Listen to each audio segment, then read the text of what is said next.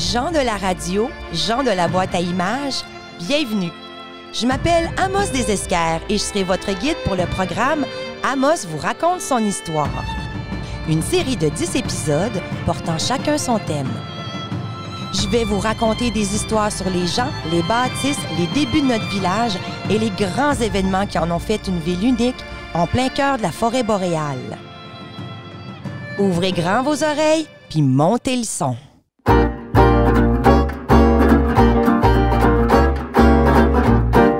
Bienvenue à tous à la maison, en balado, à vélo. Bienvenue au podcast Amos vous raconte son histoire. Aujourd'hui, la scène de la navigation tirée du circuit Amos vous raconte son histoire.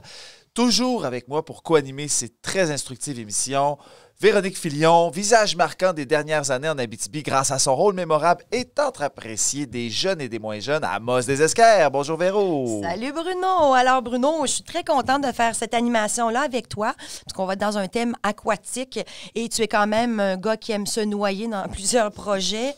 Et, je suis encore vivant. Oui, mais tu réussis toujours à respirer, à te sortir la tête de l'eau. Et je suis très contente de co-animer avec toi qui est en bikini aujourd'hui. Alors, pour les gens qui peuvent nous voir, ça va être un épisode populaire. Allez voir ça. Alors, bonjour Véronique, content d'être là pour ce podcast. Aujourd'hui, pour plonger dans l'Arikana et dans la scène de navigation, gouvernée par le fameux capitaine Hiergeau, mieux connu sous le nom de Monsieur le Capitaine, on reçoit Mme Geneviève Dubé, archiviste à la Société d'histoire d'Amos, que nous allons découvrir davantage sur le volet de la navigation. Bonjour Geneviève. Bonjour, bonjour. Comment ça va aujourd'hui? Ça va bien, hein? Ouais. Oui. Good. On est super contents de se revoir. On a déjà 2 beaux podcasts enregistrés avec toi. Oui. Et puis voilà le 3e. Et oui. J'espère pas le dernier. Jamais 203. Voilà, oui. Exactement. Alors oui, le capitaine Hiergeau aujourd'hui, un personnage qui ne laisse personne indifférent, Véronique. Je dirais que c'est qui est là, oui. il nous surveille. Et oui, puis même s'il n'est pas dans le costume, j'ai quand même une crainte d'être proche de lui.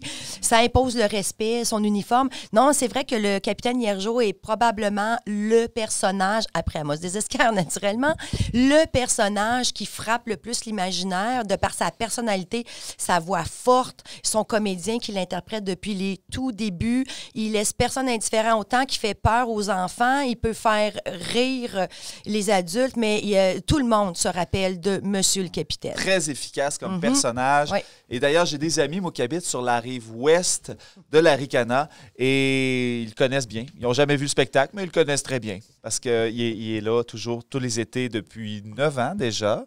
Et on l'entend tonitruant.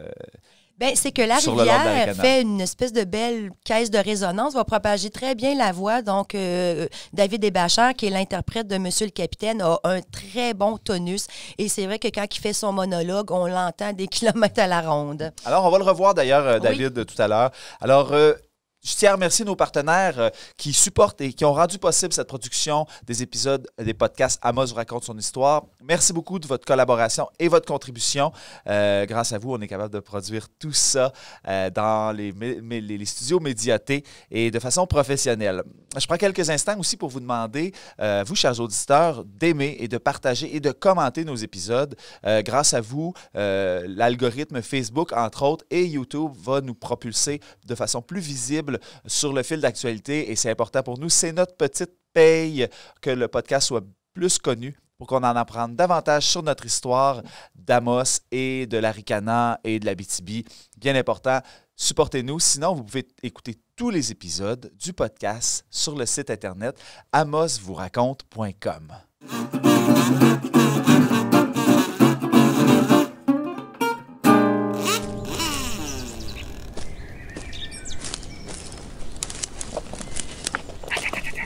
Tu vois, mon gars, ces petites pattes-là, là, c'est des traces de lièvre. Ceux-là, là, c'est des traces de renard. Ceux-là...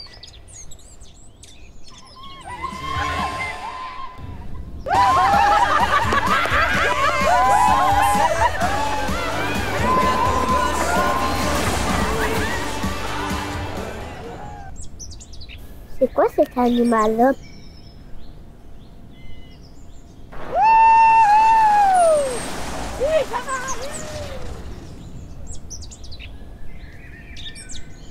Là, mon gars, il était vraiment comme ça dans le milieu de la rue, puis là, il y avait personne, puis ici, il était pas capable de s'organiser. C'était vraiment très drôle. Hein? Vraiment drôle. Excusez, patron! Oui. C'est parce que l'employé que vous venez d'engager, il fait peur vraiment à tous vos clients.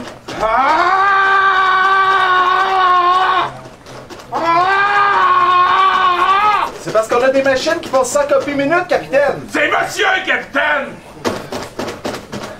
En tout cas, lui, au moins, il travaille. C'est pas comme d'autres. C'est parce que je t'en pose, moi, là?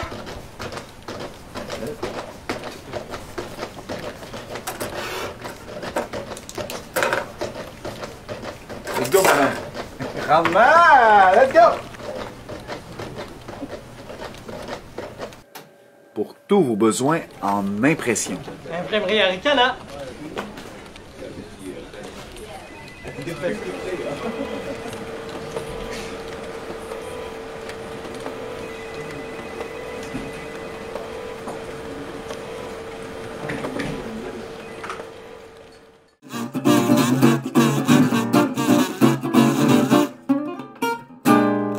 En 2014, l'organisme de bassin versant Abitibi-Jamésie dépose un portrait du bassin versant de la rivière Aricana.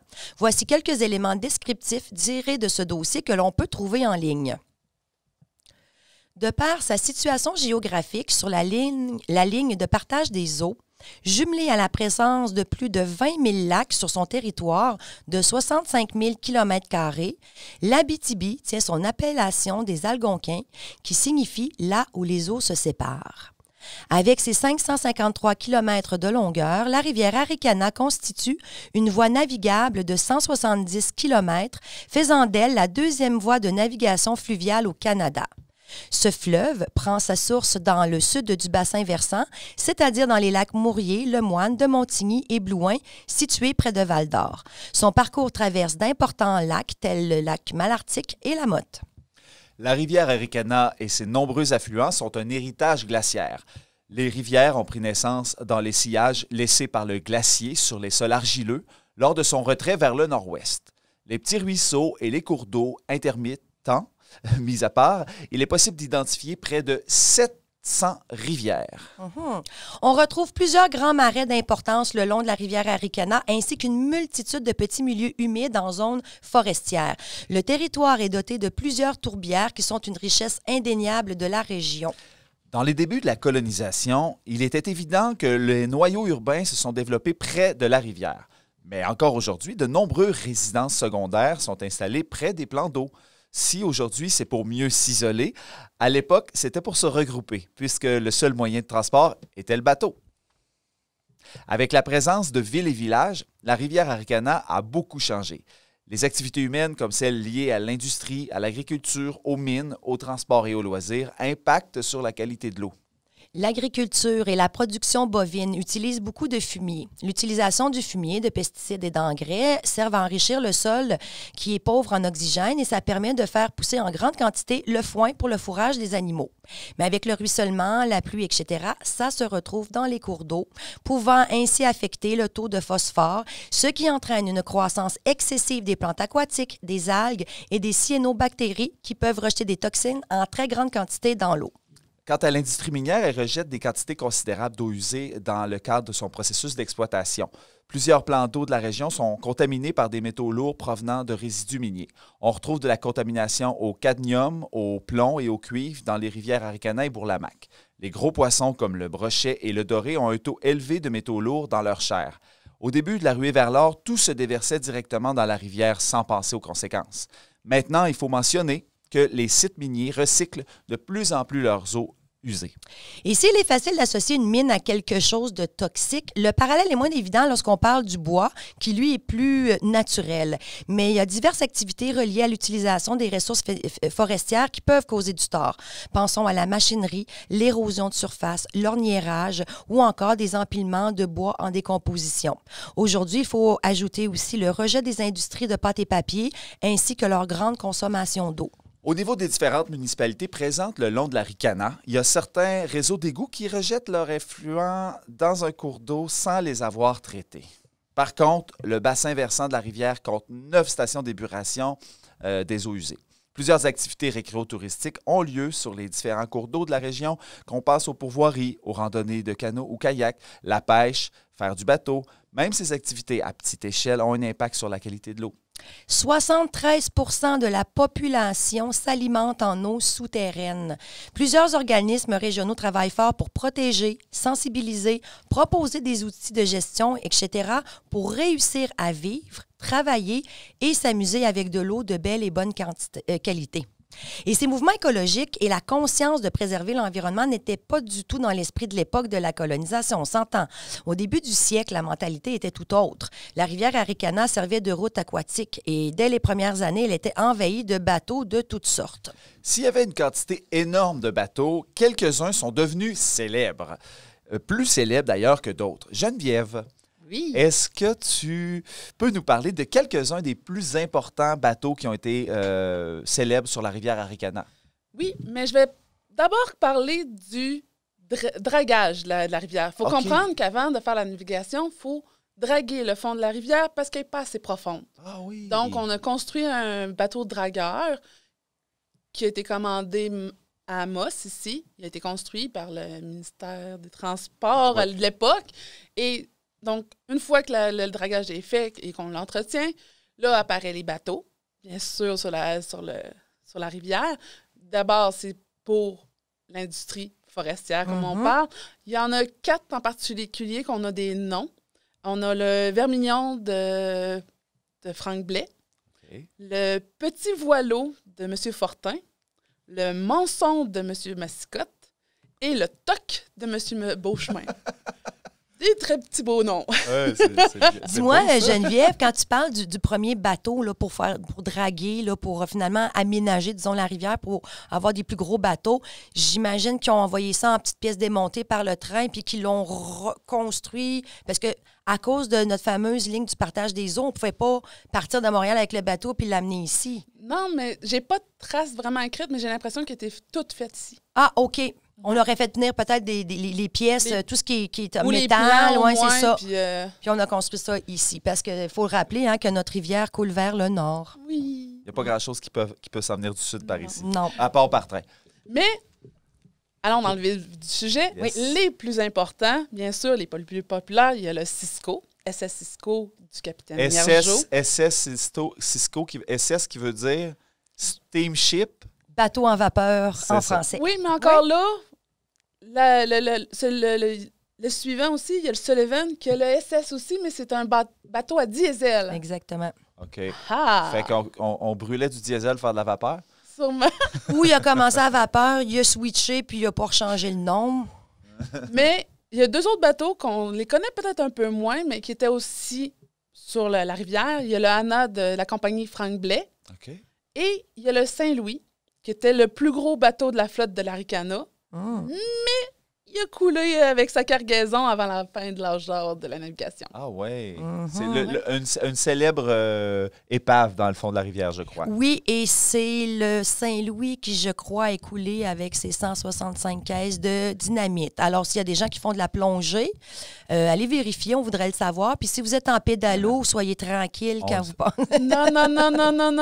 On peut pas faire des plongées comme on veut. Non, parce que dans notre rivière, on ne le voit pas, mais justement, il y a des épaves de bateaux. Il y a beaucoup de stocks que les gens de l'époque jetaient carrément dans la rivière. C'est très, très dangereux que de faire de la plongée dans notre rivière. Et il y a beaucoup de courant aussi. Oui. Ça Oui, va c'est... très vite. Mais fait que tantôt, tu m'as quand même surpris quand tu m'as parlé de dragage. Est-ce que c'est tout le long du 170 km navigable que ça a été dragué pour faire de la navigation? Ben, tous les endroits importants où est-ce que c'était pas creux. Donc, OK. j'en déduis que c'était jusqu'à Val-d'Or au moins. Oui. Ils ont passé là, pour dire on fait la trace au complet.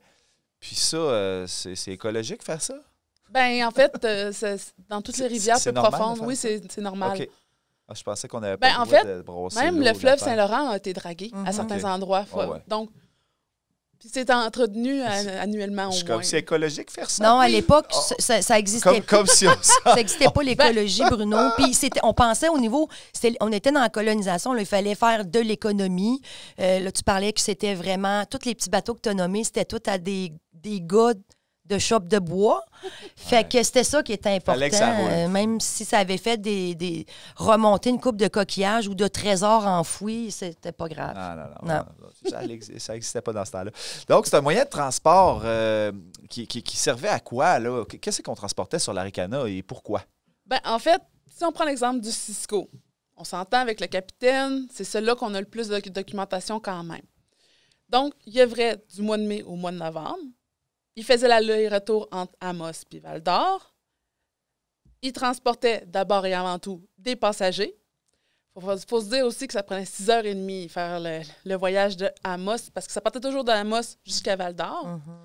Lors de ce voyage-là, les passagers pouvaient soit admirer le paysage, soit prendre un bon repas grâce à la cuisinière et son aide. Et il y avait une salle à dîner dans le Cisco, entre autres, oui. Et il y avait 5 cabines où les gens, avec un petit supplément, pouvaient aller se reposer. Ah, ben oui. Ben, 6h30 quand même, c'est long. Là. Ils faisaient ça du jour, en général? Oui. Fait que le 6h30 du jour. Puis ça, c'est un rêve que je pense qu'il y a plusieurs personnes qui ont caressé ici à Amos pour de recréer un beau bateau de ce type-là, faire 6h30 de navigation. Une petite croisière à Amos-Val-d'Or. Restaurant, ouais. tout ça, ça serait magique.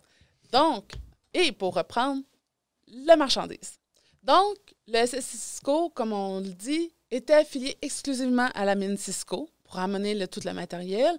Mais avant que le Sullivan arrive, il allait jusqu'au quai de Sullivan aussi.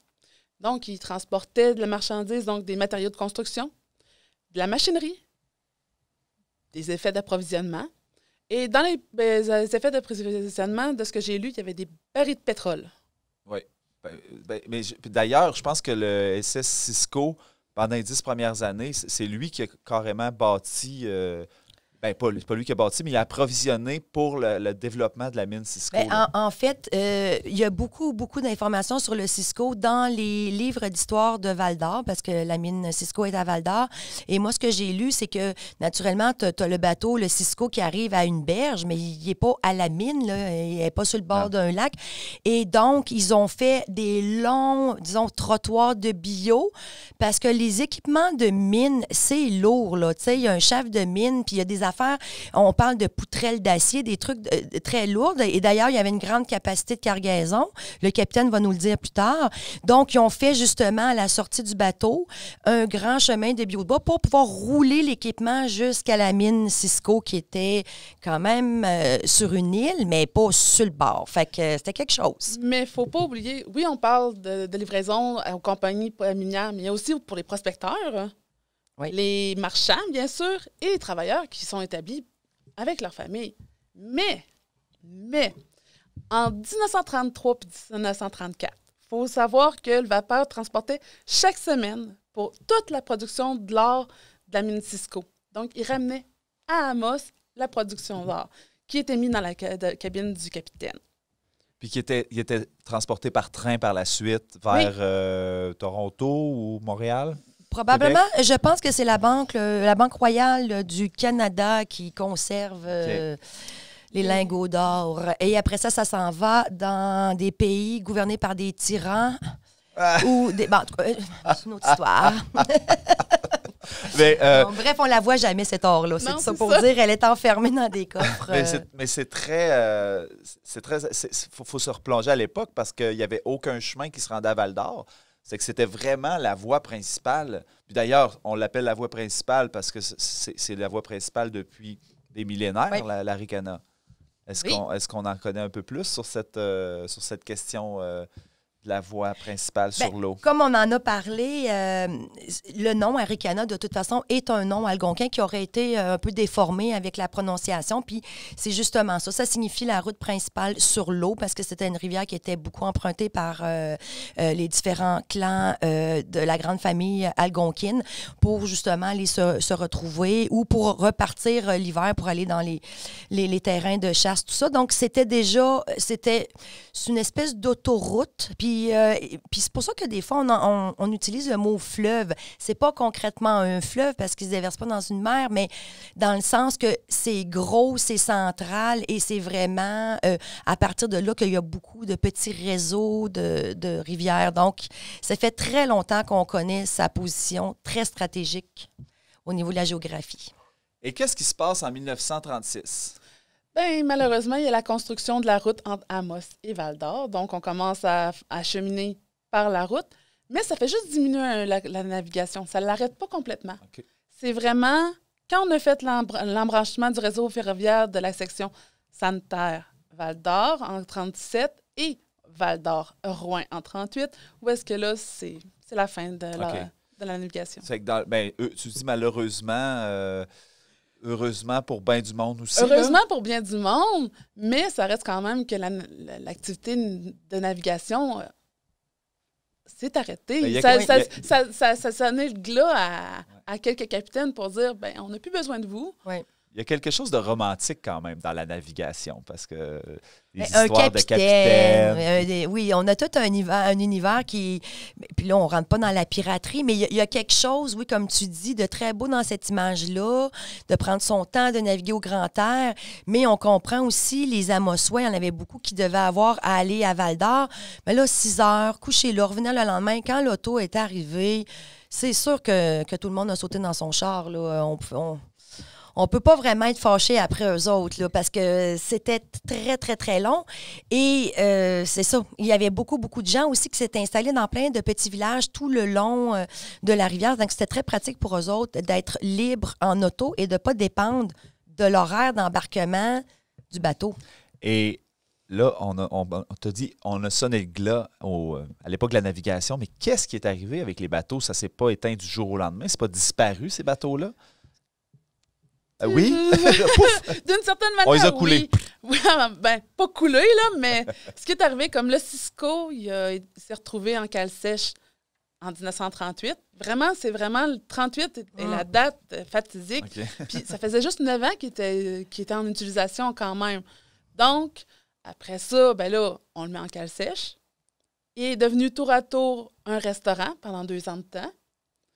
Et par la suite, un poulailler. J'ai pas la période de combien de temps ça a pris, mais en fin de compte, le capitaine décide de le détruire puis de le prendre comme bois de chauffage après ça.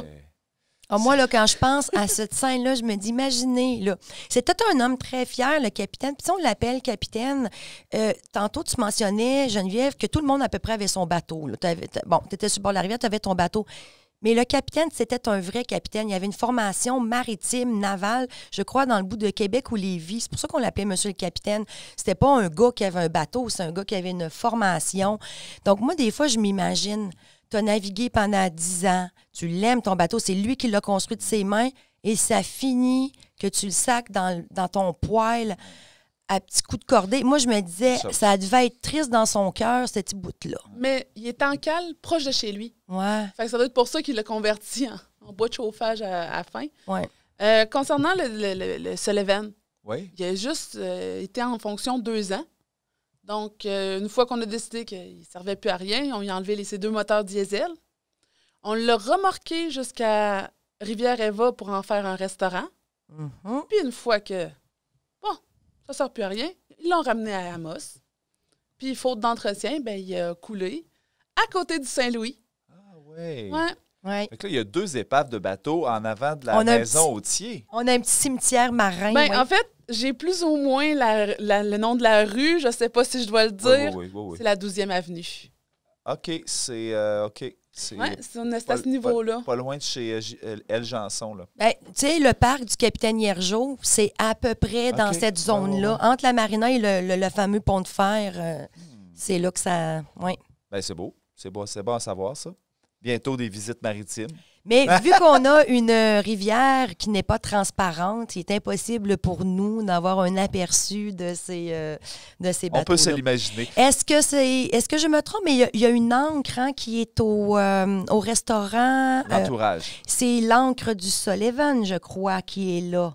Ou du Cisco. Là, c'est-tu, Bruno? Non, c'est Cisco, me semble. C'est Cisco? Ouais, quand on va tanker là, vous regarderez là, entre la route puis la tank à gaz, finalement, il y a un ancre, il y a une plaque. Puis c'est ça, j'hésite entre les 2 bateaux, mais il y a un bateau qu'on a réussi à garder l'ancre. Ça se peut, mais c'est ça, il n'y a pas vraiment de traces écrites, comme quoi il y a des artefacts qui proviennent d'eux. Puis comme je disais, il faudrait faire des fouilles archéologiques pour aller chercher quelque chose dans les 2 bateaux, mais ça prend des permis en particulier, des plongeurs assermentés. Oui, je suis d'accord, mais en même temps, là, il y en a énormément des sites archéologiques au Québec. Oui. Donc, il faudrait allumer du monde là-dessus, puis on pourrait éventuellement Faudrait trouver les des titiller. belles choses là-dedans, franchement. Là. Ouais. Et on pourrait peut-être découvrir un monstre dans les abysses de l'Arikana, puis en faire, comme au Loch Ness ou même Frémagogue, un gros capital touristique. Oui. Là. Moi, je dis qu'il y a du Ben, potentiel. en à fait, aller tu là, ris, là. mais j'ai déjà vu un monstre dans l'Arikana, d'ailleurs. Hein? Ben, moi, quand j'étais jeune, il y avait des monstres dans l'Arikana, mais on ne se baignait pas dedans. Hein? Comme on l'a dit tantôt, les égouts avant, Fait que c'était ceux direct que dans la ça rivière. intéresse, il y a des monstres à Amos dans la rivière Arikana.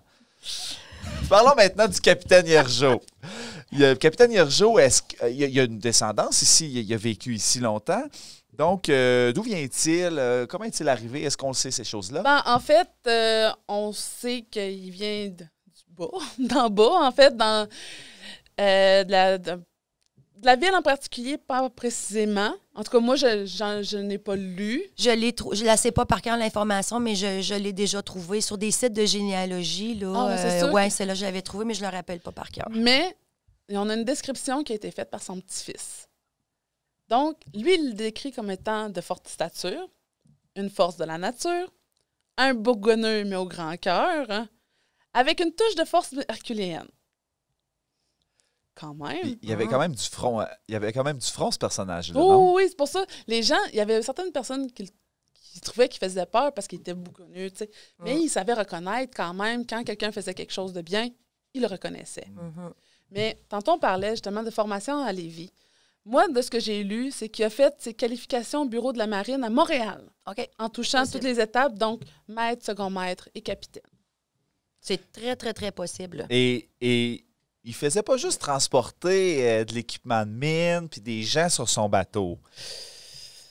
Il paraît qu'il a même, pendant une certaine période, fait le trafic d'alcool. Ça, j'ai pas de traces. Moi, j'en ai. C'est vrai, ça, Véro? En fait, le surnom de Monsieur le Capitaine, c'était Caribou.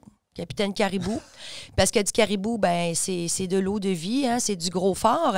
Et donc, on était dans une époque de prohibition d'alcool, mais les rumeurs disent que justement, quand il s'en allait à Val-d'Or, il amenait de l'alcool. Probablement que les autres bateaux le faisaient aussi. C'était Capitaine la seule Caribou. façon d'amener du stock, de toute façon, à Val-d'Or. là. Exactement. Donc. Puis Val-d'Or, Dieu sait qu'il avait besoin de ça.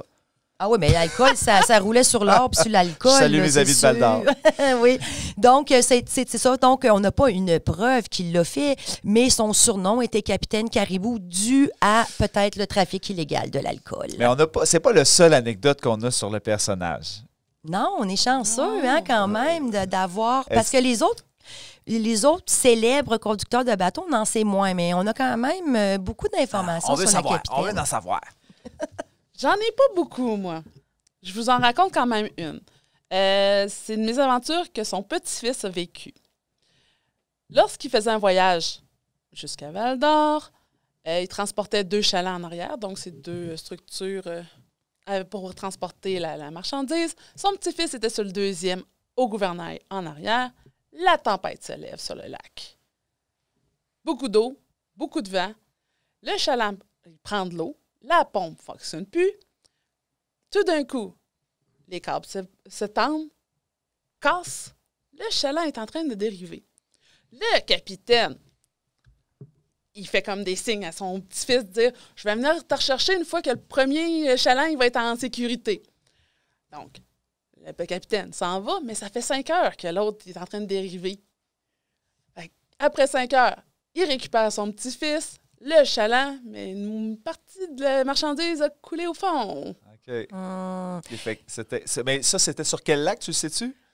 Parce que les lacs, quand le vent pogne en Abitibi, sur les lacs, la grandeur des lacs qu'on a, là, je ne sais pas si vous êtes déjà resté pris sur un lac en bateau, en chaloupe, en ponton. Quand ça décide de se lever, tu as peur. C'est le lac Oui. Malartic. Ouais, Ça peut faire un- des gros un des vagues. plus grands. Je suis contente de savoir que le capitaine a choisi de sauver son petit-fils et non pas la marchandise. Je suis vraiment contente de savoir ça. Mais, autre fait aussi, l'été, sur le bateau, les gens se réfugiaient dans les cabines. Pourquoi, vous pensez? Les maringouins? Ouais. Ah, C'était pas à sur cause... le lac. C'était à ce point-là impressionnant que c'est ça, c'était noir. Les gens se réfugiaient à l'intérieur, pas à cause des averses, pas à cause du mauvais temps, à cause des mouches. Ça, c'était payant pour monsieur le capitaine. Ouais.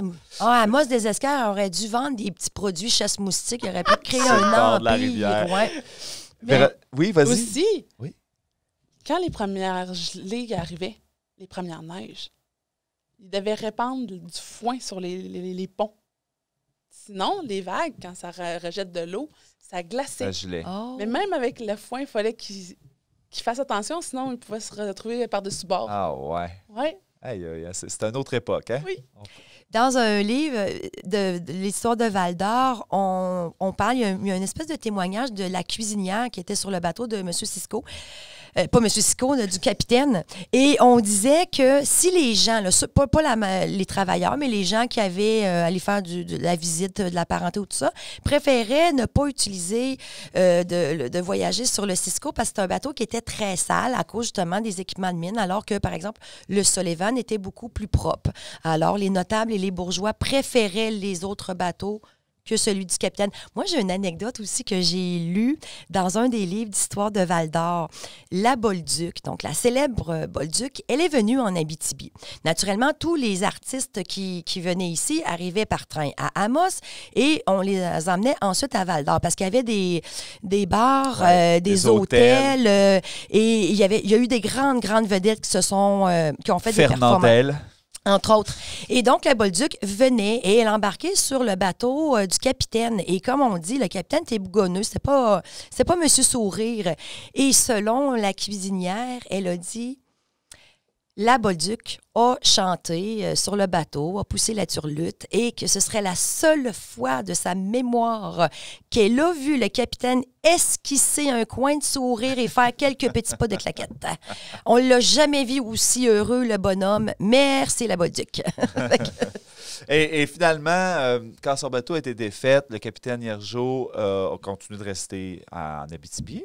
Oui. Donc, qu'est-ce qu'il a fait? En fait, comme je l'ai dit tout à l'heure, il a ouvert un restaurant qui a duré 2 ans. Mais en plus, il s'est impliqué dans la communauté, principalement dans la paroisse de Sainte-Thérèse, où est-ce qu'il était rendu le gardien de l'église. Oh! Ouais.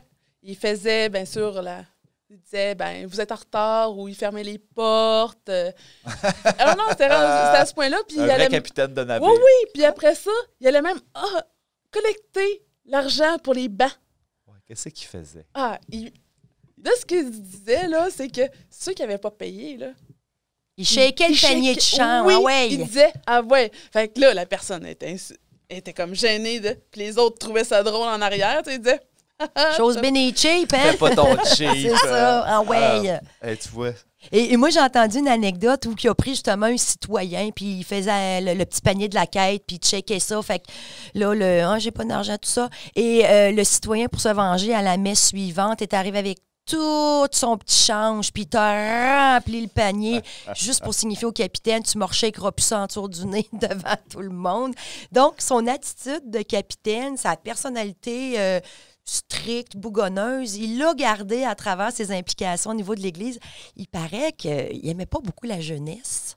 Il n'aimait pas que les jeunes filles et les jeunes garçons se touchent la main, se tiennent ensemble, tout ça. Donc, il faisait peur à la jeunesse. Les jeunes se sauvaient de lui. Là. C'est un peu le gardien de la moralité aussi. Mais même en pleine messe, il pouvait faire un rappel à l'ordre aux jeunes alors qu'ils étaient assis avec leurs parents.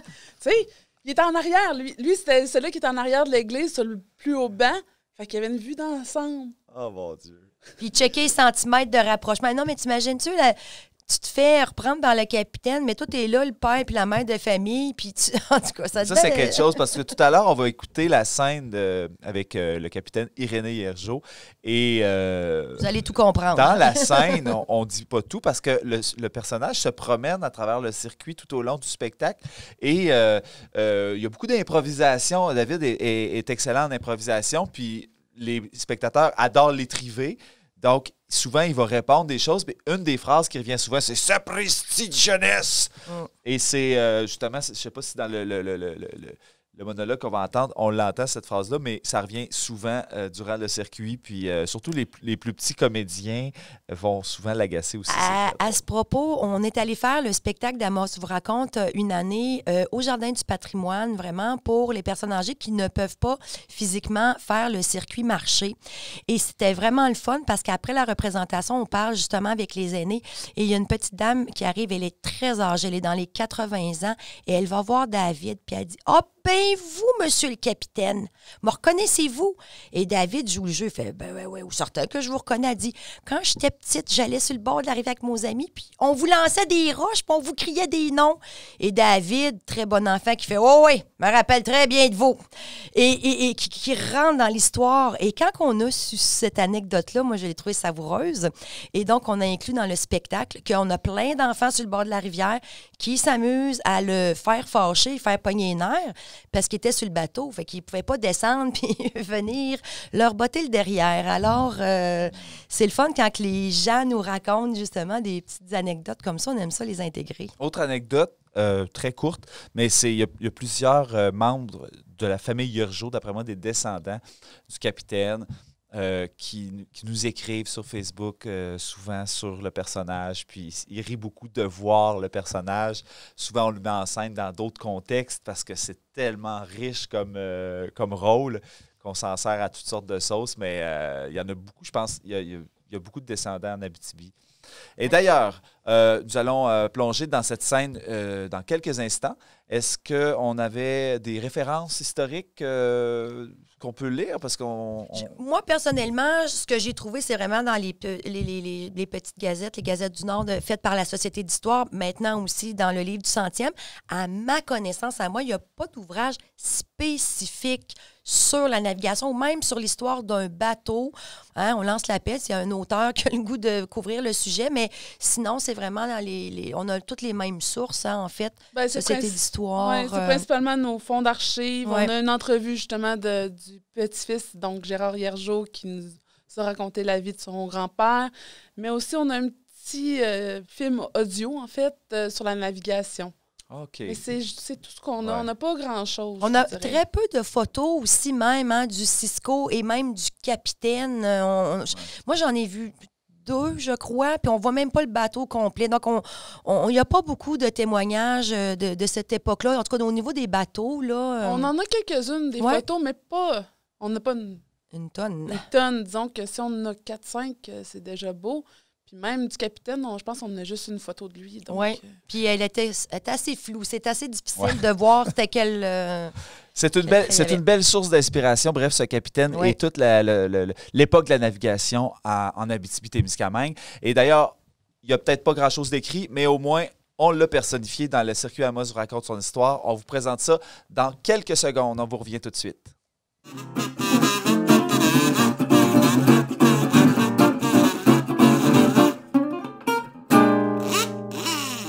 Nous interrompons votre programme pour nos annonces commerciales. Nous tenons à remercier tous nos partenaires qui nous permettent de vous offrir ce programme extraordinaire totalement gratuitement à toutes les semaines. Tout d'abord, notre partenaire présentateur Noroto Nissan, qui saura vous trouver les véhicules appropriés. Noroto Nissan, un service de qualité depuis les 40 dernières années. La ville d'Amos, partenaire fondateur des circuits et spectacles, Amos vous raconte son histoire.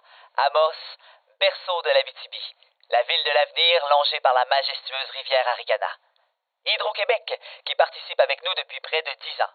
Nos députés Sébastien Lemire et Suzanne Blais, qui apportent leur soutien à la communauté artistique et culturelle d'ici. Agnico Eagle, société d'exploitation aurifère en activité depuis 1957. Ressources Bonterra, à la tête de 3 projets miniers près de Lebel-sur-Quévillon. Location Amos, spécialiste en location et vente d'équipements forestiers, miniers et de construction, situé à Amos dans un magasin fraîchement rénové. Imprimerie Aricana, les experts de l'impression et des objets promotionnels en région. Merci à tous nos partenaires médiatiques. Médiaté, fier de participer au contenu créé par des gens de chez nous. TVA et Nouveau Abitibi. Capital Rock et Wow FM, propriété de Cogeco Média. Merci au journal Le Citoyen et Bao Média. Merci également au Cinéma Amos. Une mention également pour NIAC, spécialiste en hébergement web développement de sites et d'applications qui offrent des outils technologiques à toutes les entreprises. Merci à Protect, au centre du camping d'Amos et la Sarre, PME Inter, Notaire Abitibi, Remorquage Belleville, Raymond Chabot Grant Thornton, Canadian Tire d'Amos, Caroline Proulx, ministre du Tourisme, pour leur participation financière à notre projet. Merci de les encourager, puisque c'est grâce à eux que vous pouvez en apprendre davantage sur votre histoire. De retour à votre programme principal.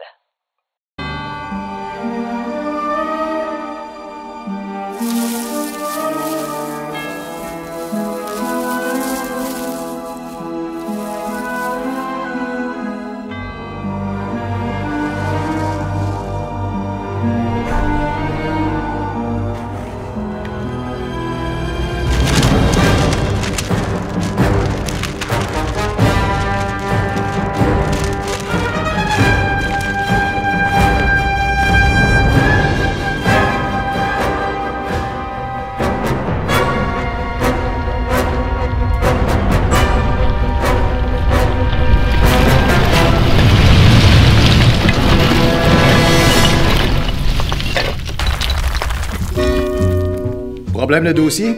Inquiétez-vous pas, j'en ai vu d'autres. Café? Laissez nos experts prendre soin de votre entreprise.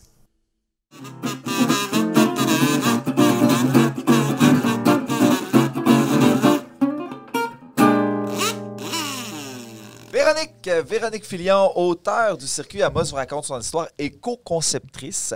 Dis-moi, parle-moi un peu de ton personnage du Capitaine Hiergeau, s'il te plaît. Bien, c'est sûr que théâtralement, c'est un personnage que je dirais coup de cœur parce que, comme on le sait, c'était un personnage fort, costaud et il connaissait son affaire. Et il y avait quand même une bonne voix, une bonne carrure et il était bougonneux. Donc, ça en fait des qualités pour vraiment faire un personnage super le fun. Et j'ai lu Moby Dick, c'est quand même un roman très connu de Herman Melville. Alors, il dit « Mieux vaut naviguer avec un bon capitaine ombrageux qu'avec un mauvais capitaine hilar. » Donc, il était très sérieux. Mais le capitaine, donc, c'est un personnage, tout d'abord, je l'ai trouvé dans les premiers personnages quand j'ai commencé à écrire le circuit. De toute façon, c'était incontournable de parler de la navigation. Ça n'a pas duré longtemps, 10 ans, mais ces 10 ans-là étaient tellement cruciaux. Et rapidement, avec David, a commencé à travailler ce personnage-là et il n'a jamais changé d'interprète. Ça a toujours été David qui l'interprète. Et ce qui était le fun, c'est que David aussi, dans la vie, a une bonne carrure, une bonne paire d'épaules, une voix tonitruante. Donc, écoute, on dirait que c'est la réincarnation du capitaine Hiergeau. Je pense qu'on peut facilement s'imaginer qu'il aurait l'air de ça. Donc, je trouvais ça important de prendre lui. Je trouvais ça le fun aussi de prendre son bateau Cisco. Ça faisait un beau lien avec le développement futur de Val-d'Or. Donc, c'est ce qui a motivé mes choix. Et lors du spectacle, quand on assiste au circuit, donc on se retrouve sur le bord de la rivière. Après quelques années, on a installé des estrades. On a passé plusieurs scènes sur le bord de la rivière à ce moment-là parce que c'est vraiment magique avec le soleil, souvent presque à peu près à 35 minutes de se coucher. Souvent, le train passe pendant la scène du capitaine et on le voit, on se salue. C'est très le fun. Et c'est comme une pause relaxante et on rit beaucoup sur le bord de la rivière. On vous entend rire de loin. Donc, qu'est-ce qui fait que c'est si drôle? Qu'est-ce qu'il y a de particulier avec ce personnage-là? Oui, parce qu'il n'y a pas de blague. Le capitaine, il n'est pas drôle, mais il fait tellement faire le saut au monde que c'est ça qui en vient drôle. À un moment donné, il pose une question au public, puis comme ça fait déjà 45 minutes qu'ils ont appris à ne pas intervenir, ben ils disent rien. Mais lui, il attend sa réponse. Puis là, souvent, il arrive proche d'une personne. Souvent, il va choisir une personne âgée ou quelqu'un dans l'une. Puis là, il arrive à 2 pouces de la personne, puis il sort « Hey! » bien fort, puis il pointe, puis souvent, la personne, elle step. Hey, là, on rit. C'est vraiment drôle.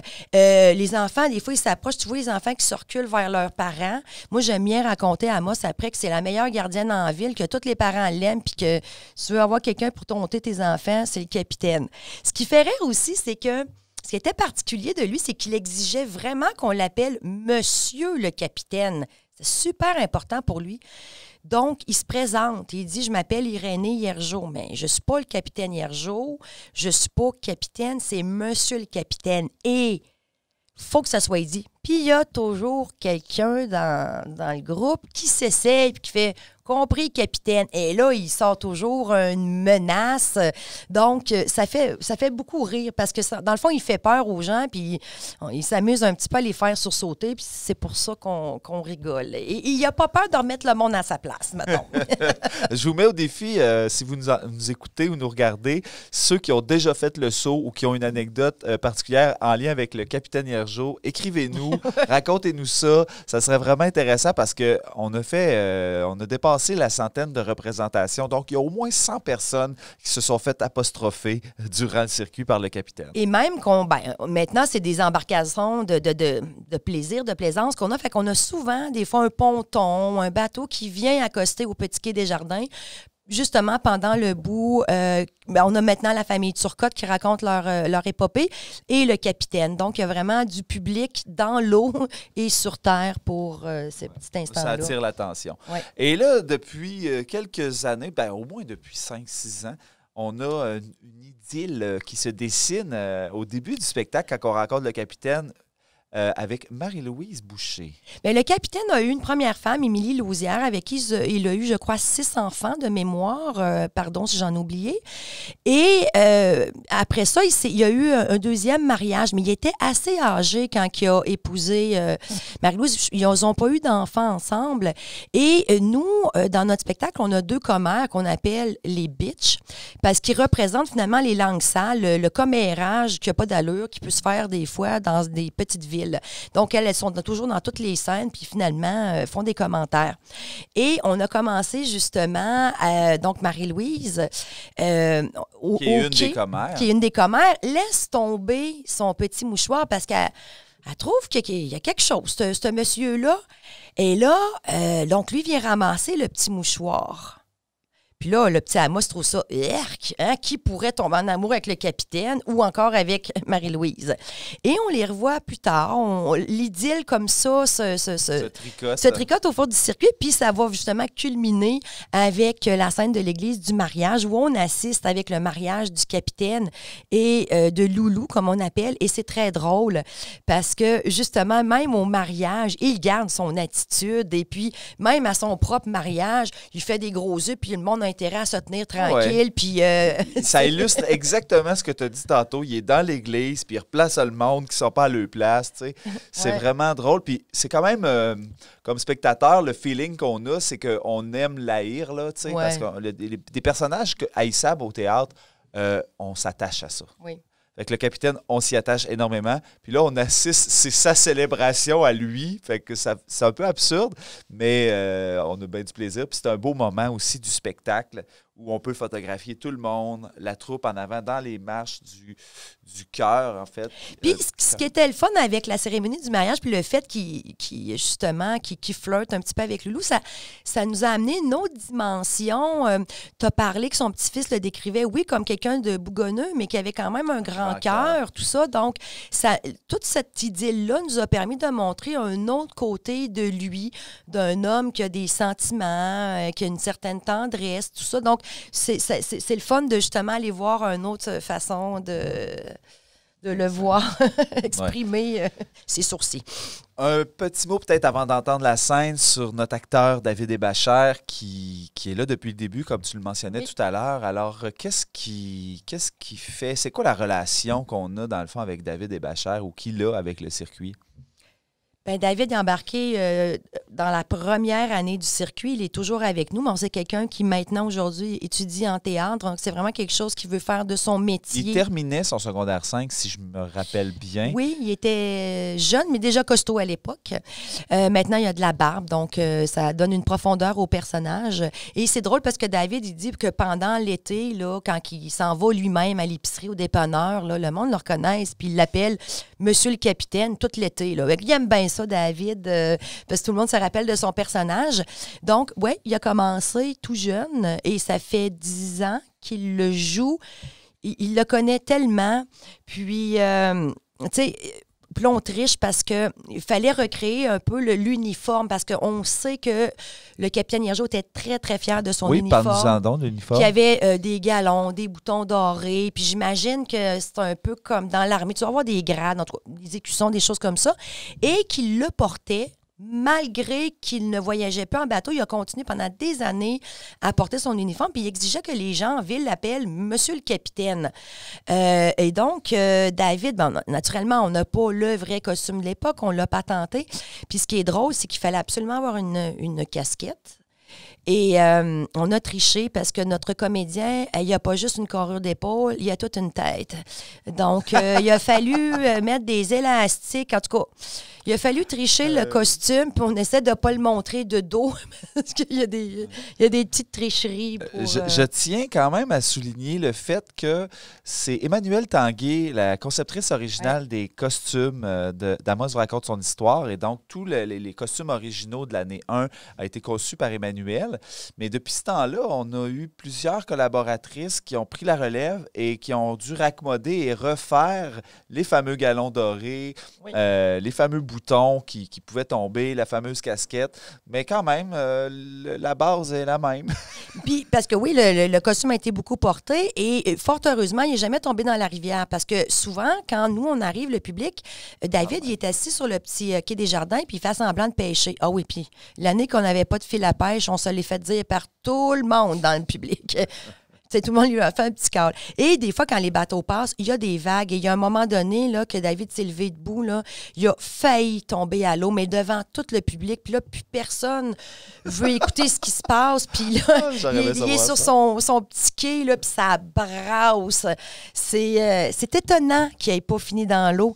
Mais par contre, David a toujours dit, parce que les petits comédiens sur le bord de l'eau qui s'amusent à l'étriver, il m'a toujours dit, Véro, au dernier show, je peux t'en prendre un, puis sacré pour vrai dans l'eau. Puis là, ben moi, je voulais pas, parce qu'il voulait toujours prendre mon fils. Puis comme on sait qu'il y a bien des patentes dans la rivière, il ne voulait pas. Mais ça, c'est son rêve à David. Ouais. Je pense que le dernier spectacle, il y a quelqu'un qui se ramasse dans l'eau. Ou un mannequin. Non, David n'aura aucun plaisir. Je pense qu'il tient vraiment à acheter un être humain. Le problème, Véro, c'est pas juste toi qui voulais pas, c'est qu'on ne sait jamais c'est quand le dernier show, parce qu'on depuis le temps, on reprend la saison suivante parce que le spectacle demeure très populaire, puis on n'ose pas mettre fin à cette belle aventure non plus. Donc, on verra peut-être en 2022. Un jour, ça va arriver. Parce qu'il menace tout le temps les jeunes de les accrocher au mât ou à son ancre. Fait que... Mais attention, parce que les enfants de l'année 1 sont rendus grands eux aussi. Oui, moi, si c'était lui, je changerais de gang, c'est vrai. Ils ont beaucoup grandi, ces petits-enfants-là. Donc, simplement, vous présenter les deux acteurs qui vont nous faire la lecture. C'est Véronique Filion dans le rôle d'Amos Desesquers et David Hébachère dans le rôle de Monsieur le Capitaine Irénée Hiergeau. Voici la mise en lecture de la scène de la navigation tirée du circuit Amos vous raconte son histoire.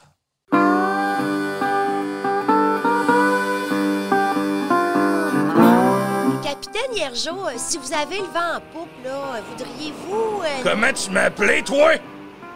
Capitaine? C'est Monsieur le Capitaine, OK? Je suis le Capitaine Irénée Hiergeau. Tu m'appelles Monsieur le Capitaine. Pas Hiergeau, pas Irénée, pas Capitaine. C'est Monsieur le Capitaine, c'est clair? Oui, Monsieur le Capitaine. Mais je veux bien partager l'histoire de la navigation sur la Ricane. Parce que c'est une histoire unique et presque oubliée comme une épave, que moi, ben, je vais ressortir ça des abysses. Toi, jeune, t'as-tu ça, un bateau, une chaloupe ou un ponton? Ben oui, c'est sûr que j'ai mon canot, voyons.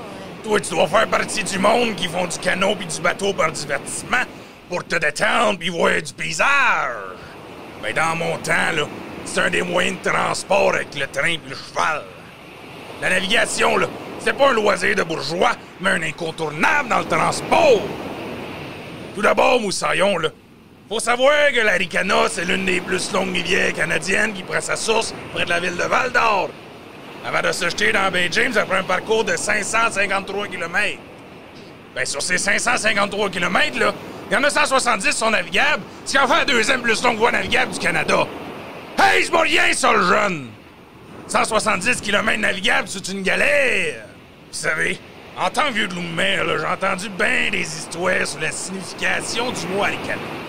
Le peuple Abitibi-Winnie voyageait dessus en canot d'écorce, puis le mot Arikana viendrait du mot algonquin Nanikana, qui veut dire la voie principale. Le long Nanikana a été déformé par les missionnaires français pour Arikana. On voit bien que c'est pas d'hier que les Français comprennent tout de travers, hein, jeune? Ça, c'est vrai, ça. Selon une autre version de l'histoire qu'on m'a racontée, là, le nom vient du mot algonquin Anacona, qui signifie la route fluviale. Ben, Nanikana ou Anacona, là, voie principale ou route fluviale, là, ce qu'on sait, c'est que le nom d'origine, il vient de l'algonquin, puis que ça veut dire que c'est la route principale sur l'eau. On s'en mêlera pas d'un cordage, là. Non. Mais monsieur le capitaine, moi, j'ai déjà entendu du monde qui disait que ça voulait dire la rivière aux biscuits. Moi aussi, j'ai entendu cette histoire-là. Le pourquoi du comment qu'on pense ça, là, c'est aussi dur à savoir que le nombre de gouttes dans l'océan. Il y a un rapport avec les pierres de fée qu'on trouve sur les rives de la rivière Arikana, puis qui rappelle la forme d'un biscuit. Ces pierres de fée sont formées de sable et de limon, liées par du calcaire. Ça se serait formé lors du recul du fond glaciaire. Moi, j'en ai souvent des pierres de fée comme porte-bonheur que je mets dans mon sac. Tu sais, je suis un petit peu superstitieux, puis je prends pas de chance. Je me traîne tout le temps de pierres de fée. D'un coup que je tomberai à l'eau, que je vous rencontrerai, puis j'oublierai de dire monsieur. Ouais, mais faut pas que tu tombes à l'eau avec ça, parce que tu vas te retrouver dans le fond. Toujours est-il que la version de la rivière aux biscuits est bien cute pour les touristes, mais moi, je suis partant pour la définition de la route fluviale. Parce que quand les Blancs sont arrivés, là, on n'a pas utilisé l'Arikana pour faire du commerce de pierres de fée. Non! On l'a utilisé comme route. On savait que dans le sud de la province, la région était pleine de ressources, qu'on pense au bois, aux minéraux, à la terre. Mais comme l'Arikana coule vers le nord puis pas vers le sud, ben il fallait le train pour relier la région au reste de la province. Tchou-tchou! Sacré moussaillon. C'est le croisement entre le chemin de fer transcontinental puis la rivière Arikana qui a fait Camos 17. Un gros X là, sur une carte, ça attire naturellement les chercheurs d'or et les aventuriers. Les premiers camps, là, ils s'installent dans le début des années 1900 sur les berges de la rivière à hauteur des rapides. C'est des camps d'approvisionnement pour la compagnie qui construit le chemin de fer. Mais avant que la ligne ferroviaire soit raboutée, là, c'est par la rivière qu'on est arrivé au village. Même avant que ce soit un village, là, les frères Turcotte, ils savaient qu'il fallait passer par l'Arikana. En 1910, ils arrivent en canot avec leur famille, là, par l'Arikana, puis ils s'installent sur la rive ouest. Ils savaient qu'une belle ville allait être là, puis il fallait être là les premiers pour en profiter. Goutte à goutte, le village d'Amos y est né en 1914. C'est le train qui amène les gens, la nourriture, les marchandises puis les équipements, puis c'est par l'eau qu'on distribue tout ça. Mais la rivière, là, elle sert pas juste au transport des gens ou du stock, elle sert aussi à l'industrie forestière. Ouais, le développement d'Amos, là, dans les premières années, là, repose sur la construction du chemin de fer, la navigation et l'industrie du bois. Quand on construisait le chemin de fer national transcontinental, là, il y avait besoin de dormants. Rappelle-toi le jeune là, qu'on construisait le chemin de fer qui allait de Sainte-Terre jusqu'à la Reine, ça en prenait ça, des dormants. C'est des éléments d'extrême importance, comme un capitaine sur un bateau. Fait qu'il y en a qui ont vu une occasion de faire fortune. La prospérité, cette, là, elle passe par le bois. Nos forêts font bien rêver, puis notre sol avec. Vous savez, en 1922, là, à peu près, là, la compagnie de navigation d'Amos établit un service de navigation aux mines. La ruée vers l'or, le filon prometteur. Il y en a plusieurs qui y créent dur comme fer. Mais malgré toute la prospection qui se fait autour d'Amos, ben, il y a très peu d'exploitation. C'est pas parce qu'on n'a pas cherché, hein. D'ailleurs, encore aujourd'hui, il y a du monde qui cherche. Oh que oui! Mais, on s'en retrouve toujours le bec à l'eau, hein, le run? Ouais. Toujours est-il que c'est surtout par la navigation que la ville se ressent du développement minier. Ouais. Même sans mine proche, Amos est une plaque tournante des activités minières. À cause de la situation géographique et administrative. Non, mais c'est vrai, hein, parce que les prospecteurs et les gars de compagnie là, sont obligés de passer par l'Agence des terres et des mines qui délivre les concessions. Ouais, Timos. À la fin des années 1920, l'Arikana était le principal moyen de transport pour amener le matériel et la main-d'œuvre jusqu'aux mines qui s'ouvraient dans le bout de Val-d'Or. Ça roulait sur l'eau, sur l'or. Ça fait que moi, le capitaine Irénée Hergeau, j'ai construit en 1929 à Amos le SS Cisco. Le SS Cisco, là, il a navigué pendant 9 ans sur l'Arikana. C'était ma fierté, c'est mon œuvre. Toi, le jeune, tu dois bien savoir ce que ça veut dire, les deux S dans le nom. Ouais, c'est Steamship. Ouais, le jeune. Mon bateau, là, c'est un bateau à vapeur qui fonctionnait au charbon. Ça m'a pris 1 an à construire mon bateau. Il y avait 2 étages pour mesurer 87 pieds de long et 18 pieds de large. Il était équipé d'une cuisine, d'une salle à manger, une chambre pour une 40aine de passagers. Une grande salle aussi, on était 10 atterrés sur le bateau. 15 heures par jour de la début mai jusqu'à la mi-novembre, puis ça, c'était la saison de la navigation sur l'Elcana. Il y avait un ingénieur, un chauffeur, un gérant, un commis, un cuisinier, 4 matelots, et puis moi, capitaine. Nous autres, là, on vivait sur 6 coups. On gagnait à peu près 60 pièces par mois, là, chez nous. C'est pas la mer à boire, mais ça met de l'eau au moulin, comme on dit, hein, Ron? Ah ouais. Le SS Cisco, là, faisait 3 voyages par semaine pour se rendre à Cisco Goldmine, pour le Val d'Or. Ça prenait 6 heures sans la Val d'Or, puis 6 autres heures pour revenir le lendemain. En chemin, on s'arrêtait dans les paroisses de Lamotte, Saint-Mathieu, Sullivan, puis on embarquait le monde qui venait faire leur commission à Amos. La rivière là, était la route des résidents de ces villages-là, parce que grâce au réseau des lacs et rivières en Abitibi, il était possible de rejoindre tout ce beau monde-là par voie nautique. Ouais, il y avait un temps là aussi que la rivière Aricana elle foisonnait d'embarcations. Amos, c'est un vrai petit port en pleine forêt boréale. La Cisco Goldmine, là, c'était mon client le plus important, J'en transportais des employés puis des marchandises. Tu sais-tu combien de tonnes je pouvais transporter puis stocker dans mon bateau, toi? Ben, 20, 30... 40 tonnes de marchandises, jeune. Une fois par semaine, j'emmenais 4 briques d'or. Il y avait un policier qui m'escortait dans ma cabine en arrière de la roue, puis je cachais les briques sur mon oreiller. Ben, c'est vous, la fée des dents. C'est ça, Moussaillon. Puis la fille, là, elle prend juste les dents en or, pas de lait. On va te faire un calcul ben simple, le jeune. Moi, si t'écoutes à l'école. À l'époque, là, l'or valait 35 piastres l'once, puis une brique d'or, ça pesait à peu près 500 onces. Fait que, d'après toi, quelle fortune que je transportais sur mon lit? 4 briques d'or de 500 onces à 35 piastres l'once, ça fait? Ça fait... 70 000 piastres, ça va compter! Je cachais 70 000 piastres en or sur mon oreiller. Tu comprends bien qu'il y en avait des policiers qui attendaient mon bateau au port de Moss, hein? Ouais. Je peux vous dire que ce petit cérémonial-là, ça impressionne pas mal la populace d'Amos, hein? Ouais.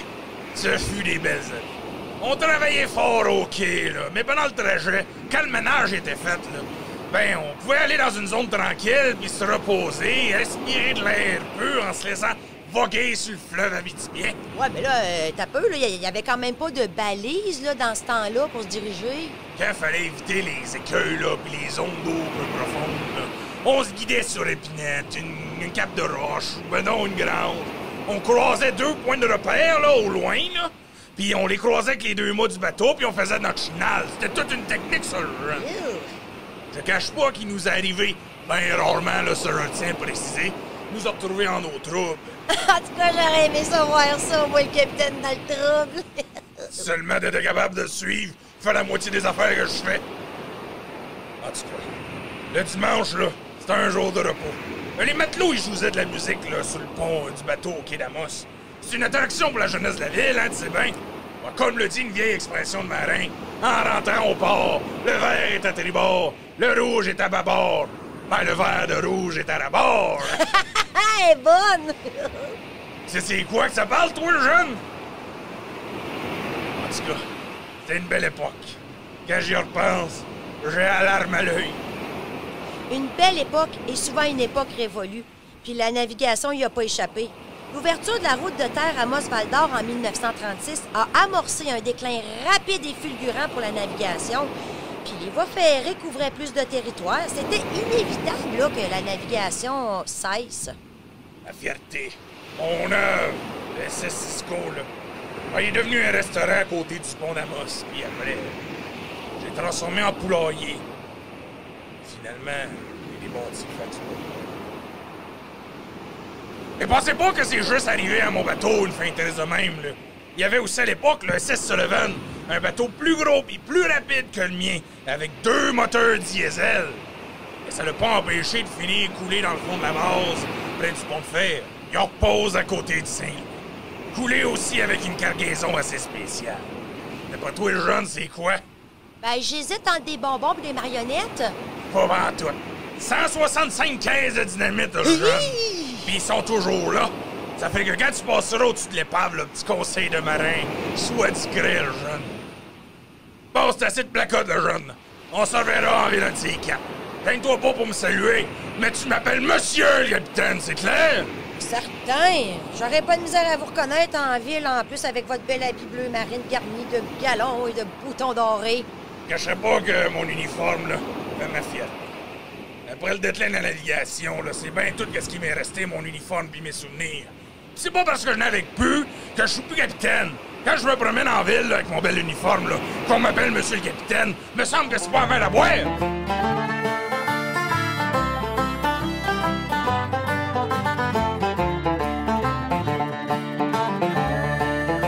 Vous aimez le podcast d'Amos vous raconte son histoire? Visitez nos attraits touristiques d'Amos Arikana, le Vieux Palais d'Amos, la Maison Hector Routier, le Centre d'archives d'Amos, le dispensaire de la Garde à la Corne, et de même que le Musée de la Poste et de la boutique de Forge de Saint-Marc. Et ils sont tous ouverts pour vous durant tout l'été. Nous espérons de tout cœur que vous appréciez cette performance enregistrée du podcast. Si vous souhaitez supporter les productions du Raccourci, un organisme sans but lucratif multidisciplinaire artistique de l'Abitibi-Témiscamingue, vous pouvez le faire en faisant un don au lien disponible dans le descriptif du podcast. paypal.me/raccourci. Alors, merci aux acteurs qui ont participé à la lecture, Véronique et David. Donc, c'est vraiment un personnage, tonitruant, qui prend de la place, qu'on aime et haïr. Oui, mais ben, qu'on on l'aime aime. pas. On l'aime pas On aime aimer. En fait, je pense on haït que... aimer. Oui, mais il est sympathique. C'est parce qu'il est tellement plus grand que nature, puis c'est le fun que son petit-fils. Puis, tu sais, des fois, quand tu as un témoignage de des descendants, ils les ont connus des fois à la retraite ou vieux, fait qu'ils n'ont pas nécessairement connu dans la fleur de l'âge. Donc, c'est ça, c'était quelqu'un un petit peu plus grand que nature. Et parlant de descendants, c'est drôle, à un moment donné, il y a une personne de sa famille qui nous avait dit que la spécialité du restaurant était les bines, les fèves au lard. Paraît qu'elles étaient bien bonnes. Fait que là, quand on se fait dire des petites affaires de même, on aime ça les intégrer justement dans le circuit. Ça amène un côté plus véridique, plus vrai en fait que d'un personnage qu'on découvre en 3 phrases dans un livre d'histoire.